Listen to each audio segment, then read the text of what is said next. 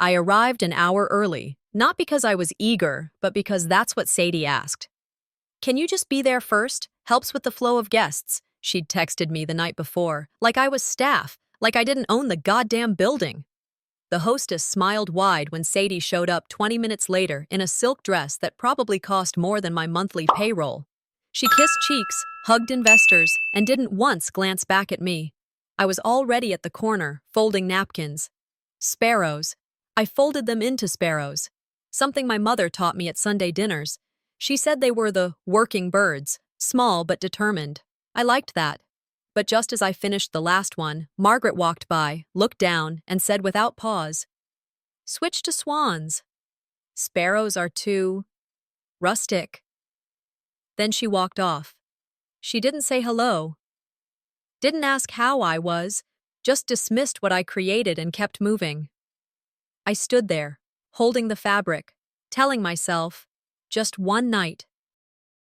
Just another event where I'd make myself small. That's what I always did. Even at Sadie's cousin's wedding 2 years ago. I coordinated every detail, down to the goddamn playlist. But when a guest asked who was in charge, Sadie laughed and said, "Oh, he's just helping out." I swallowed that one hard. Tonight, as I placed the name cards, mine wasn't there. Again. Margaret saw me hesitate and said, "Maybe they forgot to print it. Not a big deal, right?" Sure, not a big deal. Guests trickled in.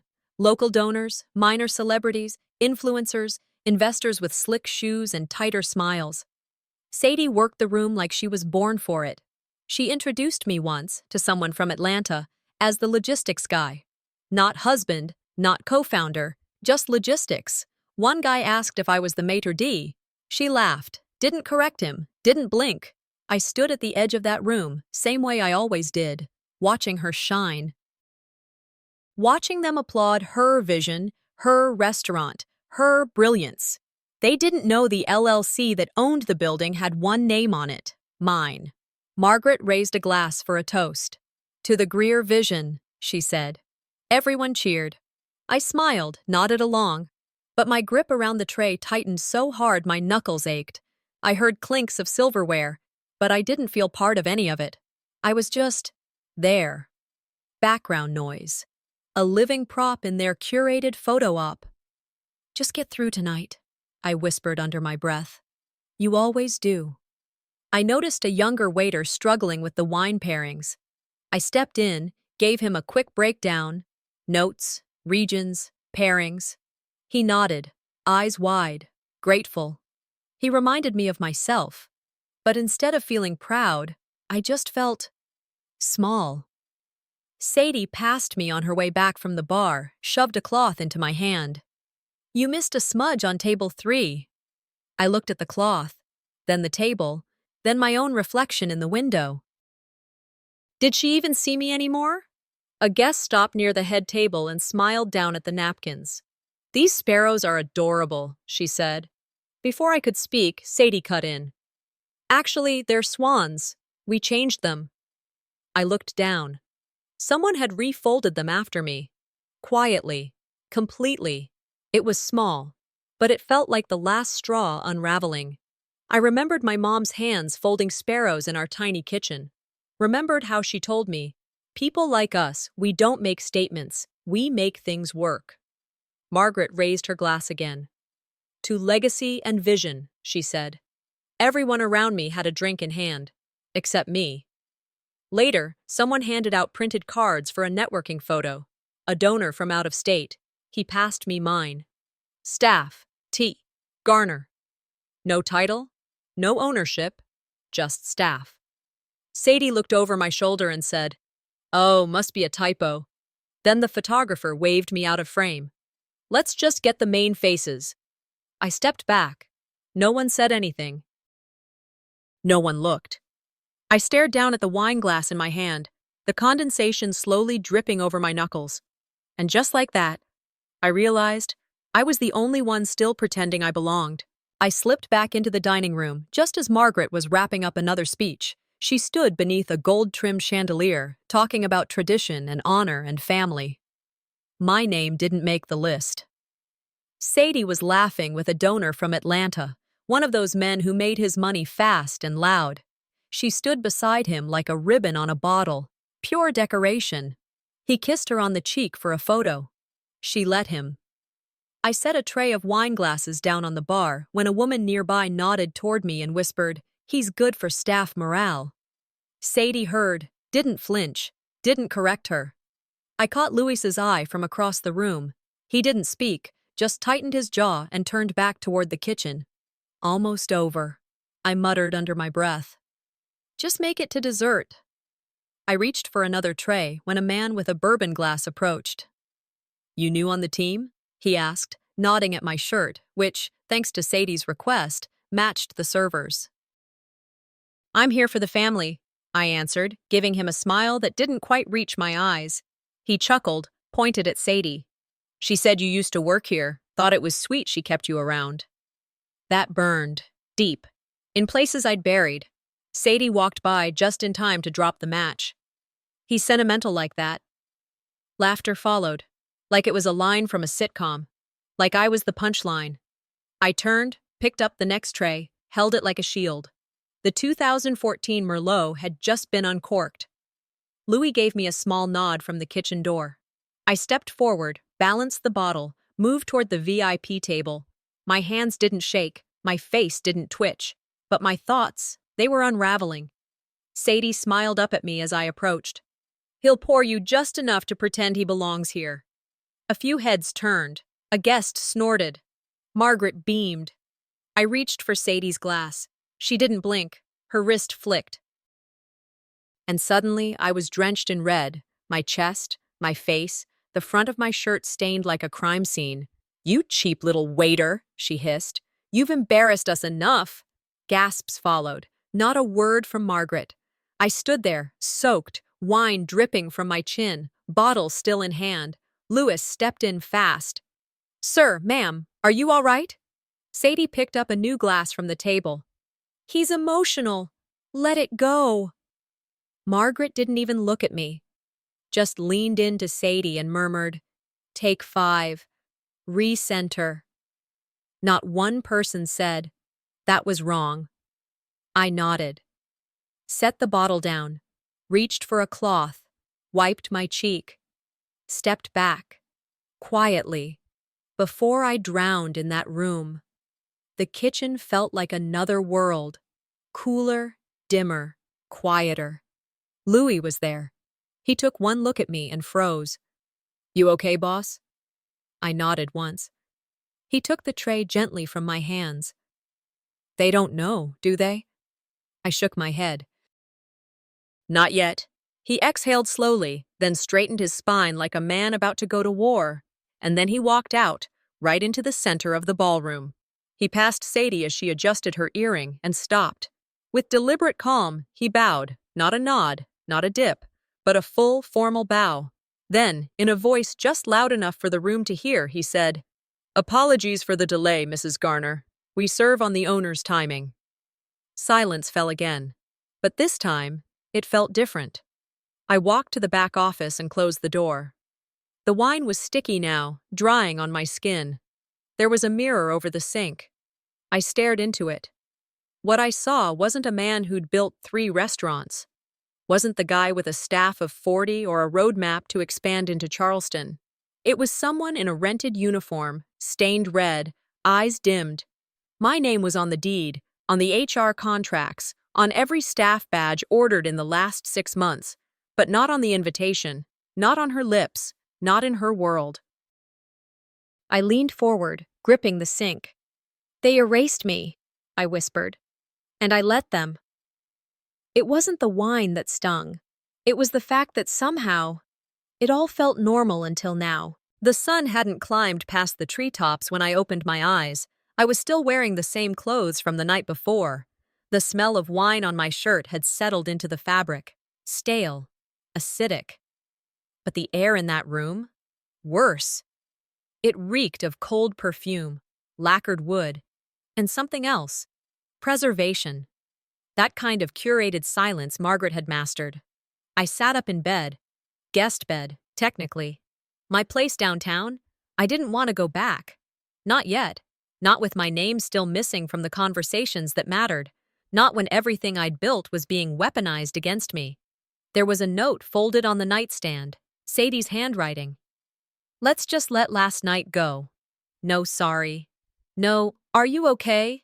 Just a dismissal. Neat, sharp, and deliberate. I held it between two fingers like it was something I hadn't agreed to touch.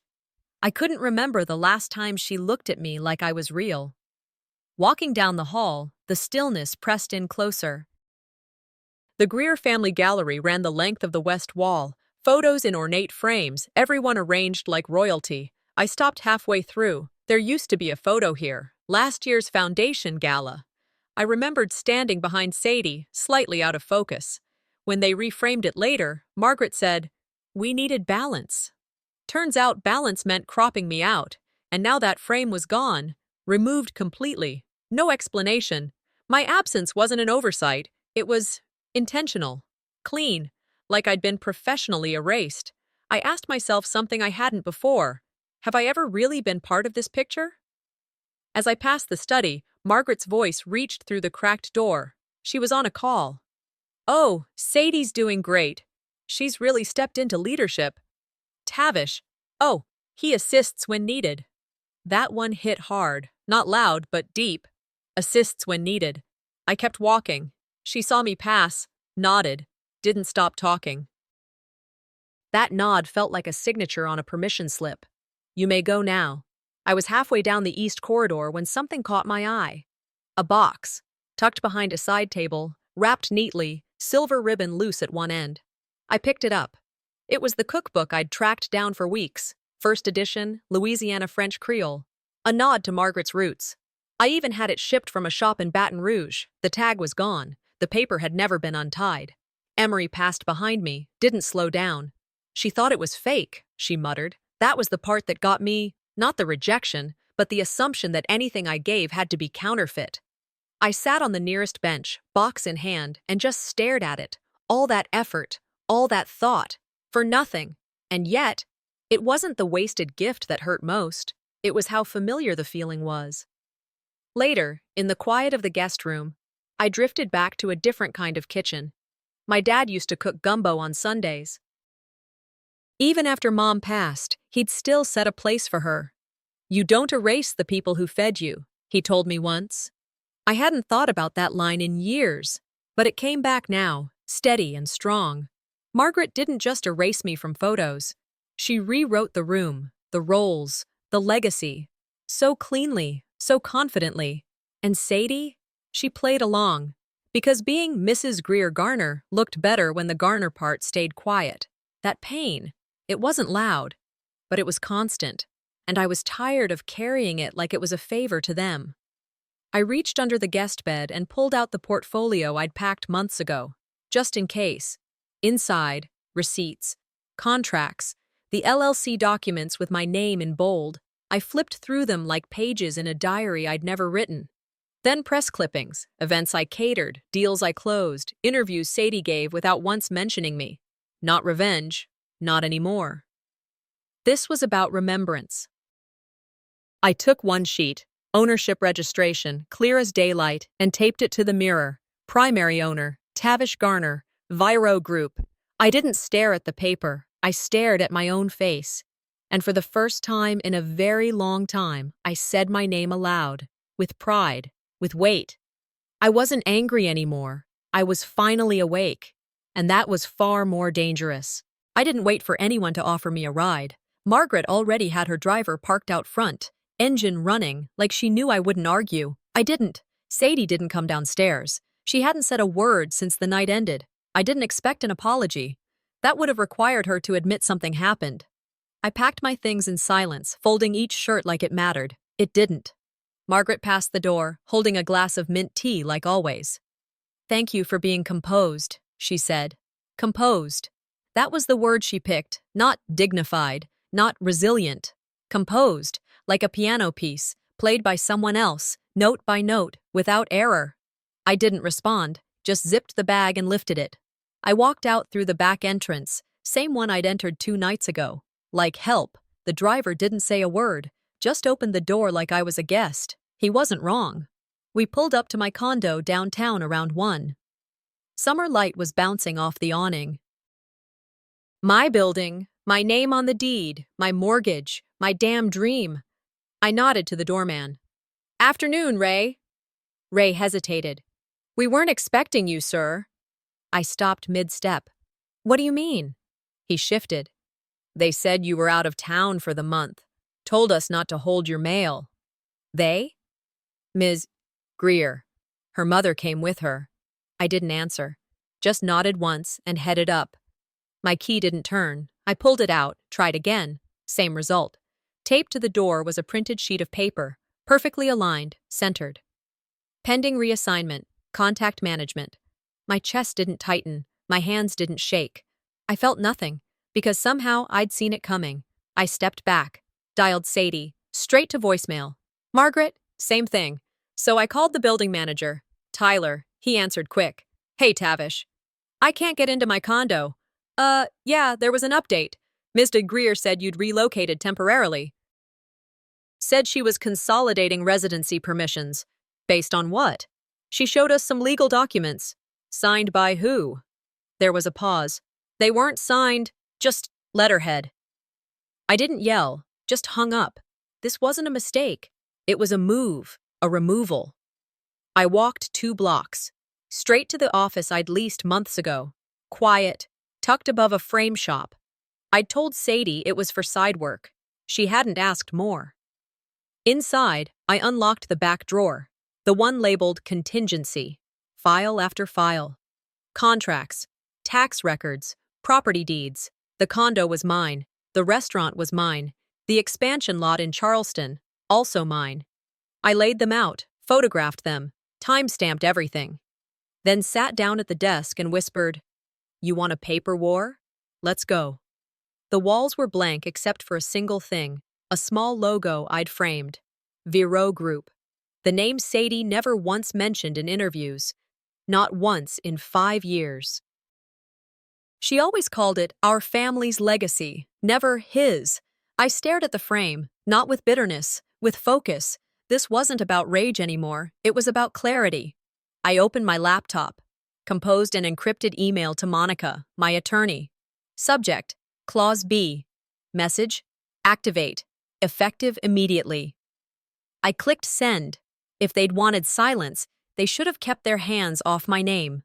I opened the top drawer. Inside was a folder marked Heritage. I pulled it out, opened it. A deed, framed, embossed, signed 3 years ago. Tavish Garner, sole proprietor. Vero flagship. I remembered the day I signed it. No ceremony, no applause, just a notary, a handshake, and a quiet walk home. I removed the glass, wiped it down, placed it in a leather portfolio. I looked at it one more time before zipping the case closed.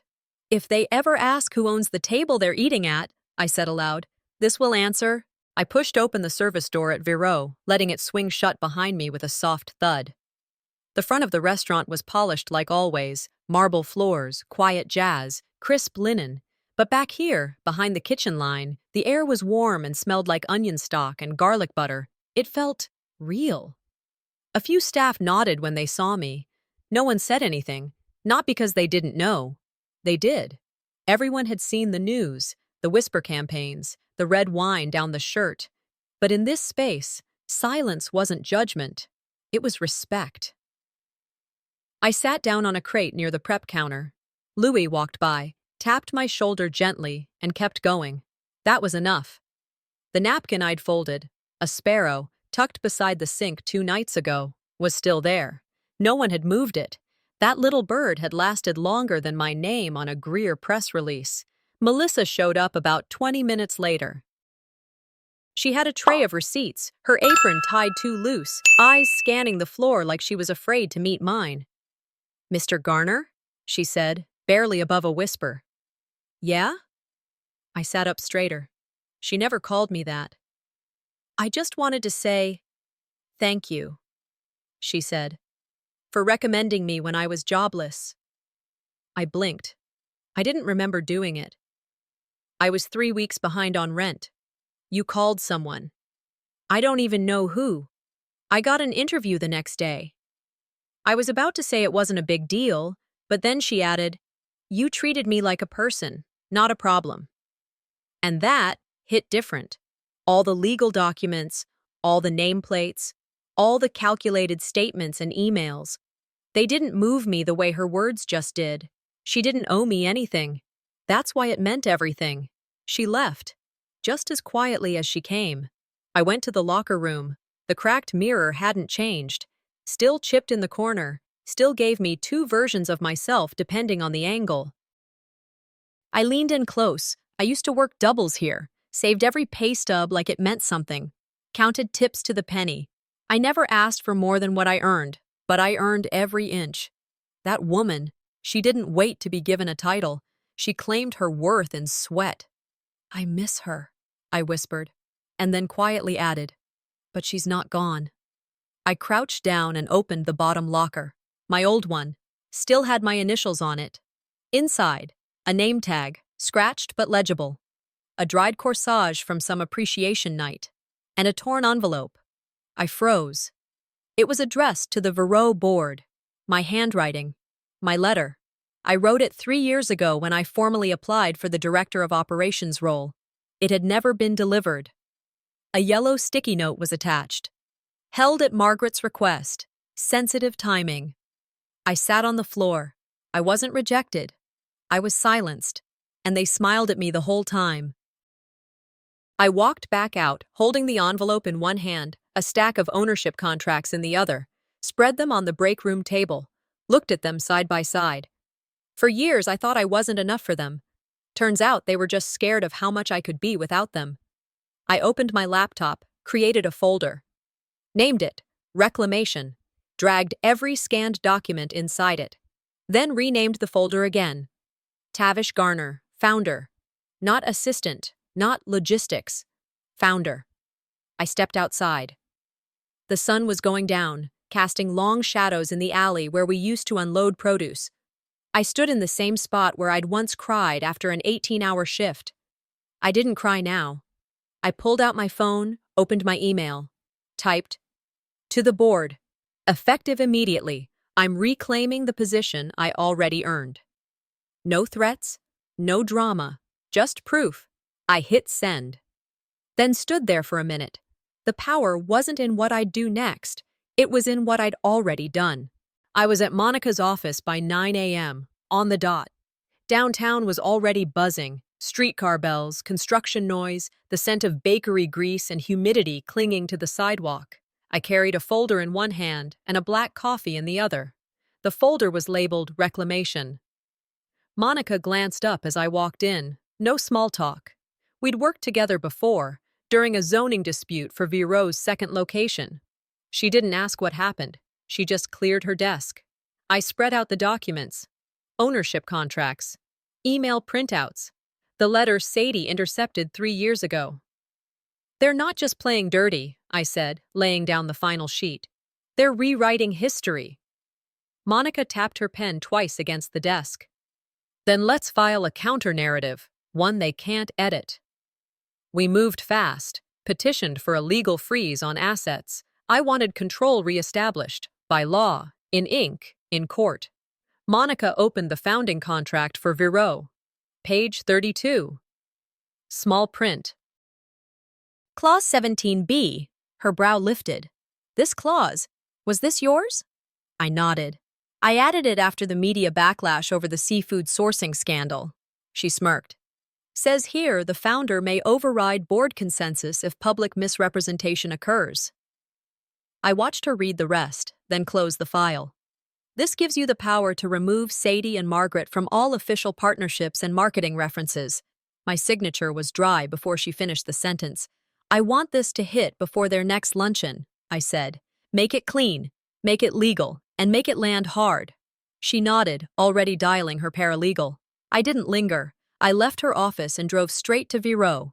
But this time, I didn't enter through the kitchen door. I walked through the front, suit pressed, head up, calm. Not proud, calm. Staff noticed. A few stared. Lewis gave a small nod. Melissa smiled, barely, then quickly looked away. I didn't need words. I passed the wall of framed photos. Sadie's face. Everywhere. Mine? Nowhere. I walked into the main office, took down the outdated signage, hung up the signed executive authority form with my name printed at the bottom. Below it, I posted a typed notice. As of today, executive oversight shifts to the founder. No ceremony, no audience, just action. Less than an hour later, Margaret called me 4 times in a row. I didn't answer. Sadie texted, "You've made your point. Don't ruin everything out of spite." I replied by forwarding the signed legal filing to the family group chat. No caption. Margaret finally replied, "You think paperwork makes you powerful?" I stood in the lobby, facing the new brass plaque they'd just installed. My name, not hers, not Greer, just me. I snapped a photo, posted it to the business account. Caption, "No, legacy does." After that, I slipped into the private cellar, a place few people had access to anymore. The first receipt for Vero was still framed there, hanging under a dim light. The ink was faded, but still legible. At the bottom, scribbled in my own hand, "One day, I'll sign the front, not just the back." I took it off the wall, replaced the cracked glass, then carried it out to the front lobby, hung it beside the new plaque. Louis noticed first.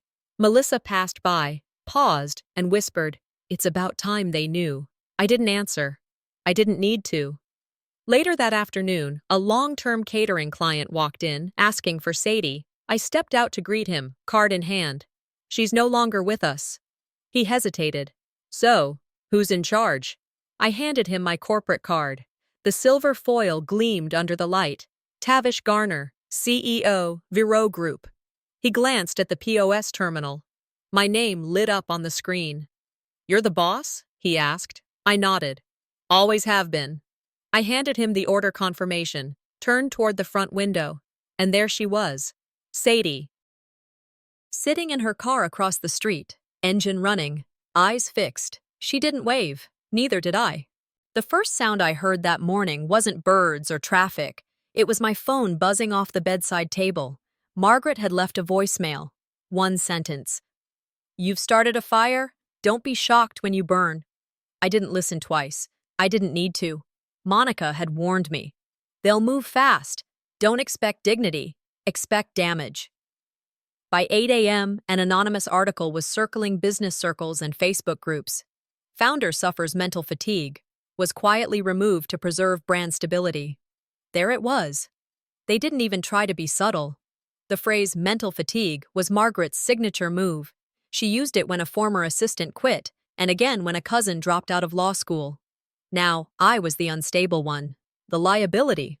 The rumor rolled through Savannah faster than rain off a tin roof.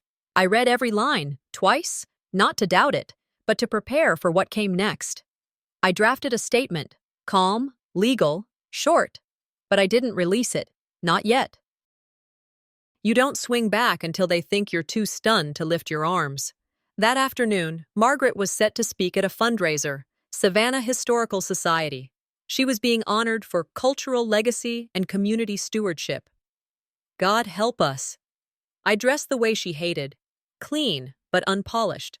No collar pin, no heels, hair tied back. I didn't RSVP, didn't need to. They were using my name, my image, my story. I had every right to be in the room where they erased me. I walked in late, stayed at the back. Margaret stood at the podium, poised like a senator. She smiled, paused between lines like a stage actress. "Family legacy," she said, "isn't built overnight. It's protected, preserved, held with care." Every head nodded. "And when instability threatens that legacy," she added, "you don't react, you correct, quietly." My name was never spoken, but I was the ghost in the speech, and I'd had enough. After the applause, I made my way toward the side of the ballroom, where local press huddled around coffee and camera bags. I found one familiar face, Deirdre, a reporter I'd worked with years ago. I slipped her a sealed envelope. Inside, a clear audio recording, a private call between Margaret and one of Vero's early board members. "He doesn't deserve the credit," Margaret had said. "Let's make sure no one ever knows it was his." The timestamp was clear. The quality was perfect. Deirdre looked up at me, stunned. "She's rewritten the script," I said. "Your job is to show the edits." Then I turned and left. I didn't wait for the article. I knew what was coming. Before I stepped out, I took a detour through the museum's new legacy room. There it was. My father's clock. Mahogany. Etched hands. The small scratch he made when I was 6 still sat near the 9. The plaque beneath it read, "Donated by the Greer family." Passed down through generations. Emery's name was listed, not mine. I stared at it for a long time. 3 years ago, I donated that clock anonymously. I gave it to honor my father, not to climb a ladder. Margaret found the paperwork. She filed it under her own name, claimed it was too sentimental to leave to chance. I found the museum director and pulled him aside. "I need to show you something," I said. I handed him a copy of the original donation form, signed in my hand, notarized, time-stamped.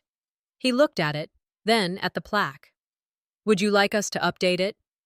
I thought about that, then shook my head. "No, leave it wrong. Let people see what it looks like when someone steals something sacred and calls it legacy." I walked out of that building with my head up. Not proud, clear. I sat in my car for a while, engine off, watching the guests filter out. For a long time, I believed silence was strength, that not reacting was how you kept the peace. But silence had let them win, had let them rewrite the truth and pass it off as grace. I heard my father's voice again, not literally, but enough to make me pause. "If someone steals your story, tell it louder, not to prove them wrong, but to make sure you're not forgotten." I opened my phone, opened the folder labeled Fallout Protocol, and then I pressed send. I got there before the lights came on. The ballroom was cold with artificial air and full of empty promises stitched into every fabric. The name tags hadn't been set yet. I found mine in a stack behind the bar, placed at the far end of the long table. Again, I switched it without ceremony. Center. Head of the table. The seat they kept skipping over. I wore a charcoal suit, clean, sharp. My name tag said exactly what it needed to. Founder, Tavish Garner. Let them read it. Let them flinch. The room filled fast. Champagne popped. Margaret fluttered. Sadie glided from guest to guest like she was born under spotlights. The staff saw me but didn't speak. I was familiar now, but in a new way, the kind that made people quiet. Margaret kissed cheeks. Sadie posed with out-of-town investors. I waited. Sadie took the mic before appetizers. She thanked the guests for believing in family-led innovation. Her voice had that soft quiver she used when she wanted sympathy and control in equal measure. "None of this would be possible without my mother," she said, "and my husband's quiet support behind the scenes." Behind the scenes, that was always the phrase, wasn't it? I didn't move, didn't blink, just counted the seconds. The applause came like it always did. Forced, polite, polished. I lifted my glass of water because I never drank at these things. Not anymore. When the staff started serving, I stood, tapped my glass. Not a toast, just a call to attention. "Before dessert is served," I said, "I'd like to introduce myself properly." Silence snapped across the table. Sadie's smile stalled mid-glow. I placed a manila envelope in front of her. She looked at it like it was ticking. "This is our official separation notice," I said. "Filed, signed." Effective immediately. The gasp from the third guest down was audible. Margaret didn't blink. Sadie didn't breathe. "And for legal clarity," I continued, "all Vero holdings now reflect sole ownership, mine." I turned before anyone could respond. Lewis met me halfway. In his hands, a small silver box. He handed it off quietly. Inside, a polished metal plaque, engraved and already mounted. Tavish Garner, founder. I walked toward the entrance. The welcome sign still read, "A Greer Family Vision." I peeled it off. Didn't ask permission, didn't need to. I placed mine in its spot, smoothed it down, stepped back. Guests began to murmur. Names whispered. Forks paused mid-air. "Some legacies," I said, not loud, but clear, "are written in ink. Mine was signed in blood, sweat, and silence. No applause this time. Just eyes. Margaret shifted. Sadie touched her necklace like it was a lifeline. I walked back to the table. A food critic leaned toward her colleague and whispered, "So, he was the founder all along?" Sadie tried to recover, called for champagne. Margaret summoned the floor manager. Their panic had tempo. I handed my card to the event coordinator. Calm. Clean. Send all invoices to me from now on. She blinked, nodded, and walked away. The tide had shifted, and no one even raised their voice. As I turned to leave, I pulled a napkin from the nearest place setting, folded it once, twice, a third time, a sparrow. I placed it in the center of Sadie's plate. When Margaret saw it, her mouth opened, closed. Melissa, passing by, saw it too. She smiled. It wasn't revenge. It was a reminder. I didn't need to raise my hand to claim my place. I already built the table. 3 days after the dinner, the articles started rolling in. Founder steps forward. The woman behind the vision. Silence broken. Legacy reclaimed. I didn't share any of them. Didn't need to. They made their way around town on their own. Margaret was quietly removed from 2 of her prized board positions, one from the Historic Society, the other from a women's leadership foundation she co-chaired for over a decade. Sadie released a statement through her firm. "We are deeply saddened by recent events and consider them personal matters between family members." Behind closed doors, she was scrambling to keep her client list from bleeding out. I received a text from her that morning. "You've humiliated us. Are you proud?" I didn't answer. I had already spoken, just not in words she could edit. By noon, a colleague forwarded me a group chat screenshot. Sadie's name in the corner, mid-conversation with her circle. She married down to climb up. Classic Sadie move. "He still thinks love was real. Poor thing." That line stopped me. Not because it hurt. I think part of me already knew. But seeing it spelled out like that, it was like reading your own obituary, written by someone who never cared to learn your full name. I printed the screenshot, not to post it, not to weaponize it, just to remind myself, should I ever forget, not to gaslight myself into believing any of it had been love. 2 days later, she showed up, right at the front of Vero, like nothing had happened. I met her at the edge of the lobby. She didn't hug, didn't cry. "You had to do it in front of everyone?" she snapped. I kept my voice steady. "You never listened in private." She walked past me into the main dining room, then turned around. "I stuck around longer than I should have. I covered for you. I protected your name." "No," I said. "You used it." Her arms crossed. "Do you have any idea what it took to keep that image alive?" I looked at her, for the first time, not as my wife, not as someone I once loved, but as a person who built her story on the pieces of mine. "You never once asked who I was becoming while you performed who you thought I should be." She opened her mouth, closed it, walked out. It wasn't a victory, but it was over. The next night, we held a small community dinner. Staff, vendors, regulars, no press, no announcements.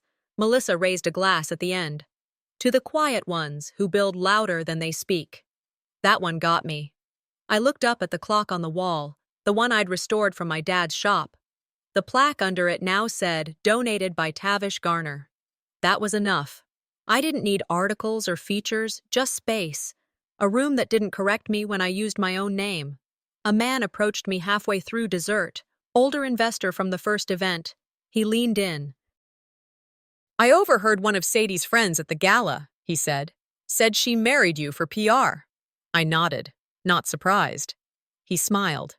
"Funny though, she always looked like the accessory in the room, not you." He clinked his glass against mine and walked off. I didn't smile because it was flattering.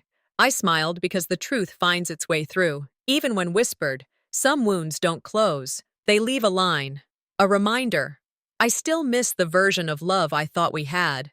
That doesn't go away overnight. But I don't miss the version of me that needed it to be real. There's a power in peace that isn't performative. And sometimes, walking out quietly says more than any speech could. I didn't need to be right. I just needed to be free.